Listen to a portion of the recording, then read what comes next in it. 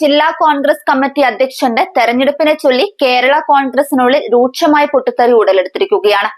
Chempazhanthi അനിലിനെ DCC അധ്യക്ഷനാക്കാനുള്ള പ്രതിപക്ഷ നേതാവ് VD സതീശന്റെ കടുംപിടുത്തമാണ് പാർട്ടിക്കുള്ളിൽ വലിയ പ്രതിസന്ധി സൃഷ്ടിച്ചിരിക്കുന്നത്.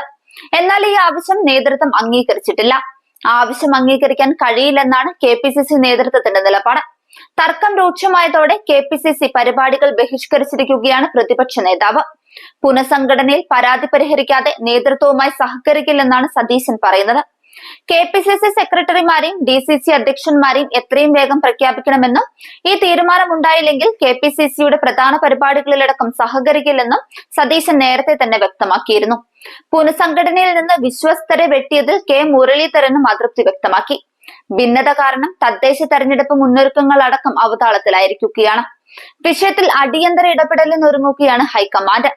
പ്രശ്നപരിഹാര ചർച്ചകൾക്കായി ഇന്ന് ഡൽഹിയിൽ നിർണായക നേതൃയോഗങ്ങൾ ചേരും.